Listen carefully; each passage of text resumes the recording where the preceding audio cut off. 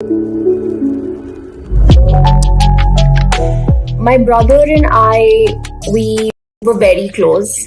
He was my best friend. Raghav and I used to spend a lot of time together. He was always the first person that I would go to.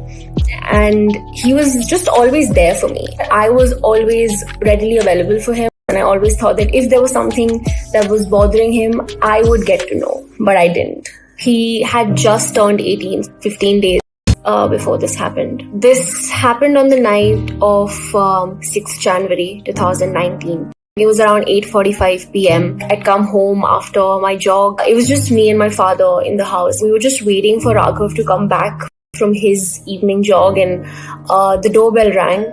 We thought it was him, so Dad went to answer the door.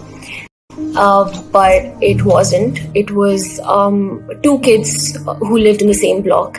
That's when I could hear my dad just shout something, just yell something, and then he left the house. He just rushed out. So I was very confused. I didn't know from his evening jog, and the doorbell rang. We thought it was him, so Dad went to answer the door. But it wasn't. It was two kids who lived in the same block. That's when I could hear my dad just shout something, just yell something, and then he left the house. He just rushed out. So I was very confused. I didn't know what was happening. So I called him. He picked up, and he was in tears, like he was sobbing constantly. And I kept asking him, and finally he said the words that I think haunt me to this day. He said Raghav is gone. I ran to his room. The first thing that I looked for was maybe a note, maybe something that he might have left behind. And I did find it. What I personally gathered from that note was that he was in a lot of pain, and he didn't know what to do with that pain. He didn't know whom to reach out to. He didn't know whom to talk to about it. It was really difficult to wrap my head around the fact that he was going through something like this. I couldn't understand. I couldn't sleep at night. I would get constant nightmares. That's when I started seeing a psychologist. And that's also when I was diagnosed with PTSD, anxiety, and insomnia.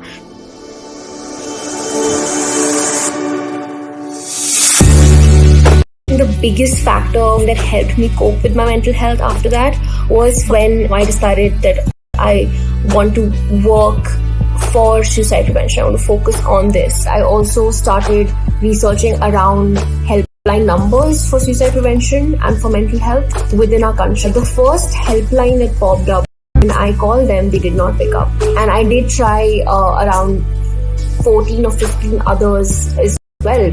Most of these helpline numbers were unreachable, and I've had these thoughts, what if he tried one of the helpline numbers and maybe they didn't pick up. That's when I joined this organization called change.org, and then with their help in July 2019, I launched my petition, which was basically asking the government of India to launch a national helpline number for suicide prevention.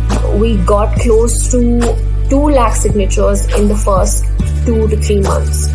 A year later, the petition that emerged victorious, and the Kiran Mental Health Rehabilitation Helpline number was launched by the Ministry of Social Justice and Empowerment in September 2020. The Kiran helpline number is 1800-599-0019.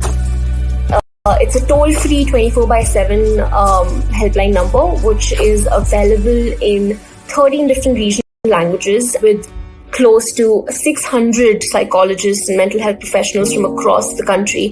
Helpline. Just talking about my brother every day, honoring his memory every day, and also seeing that his story and his work and the work that he inspired, it is saving so many Raghavs out there. That's been my major source of healing personally.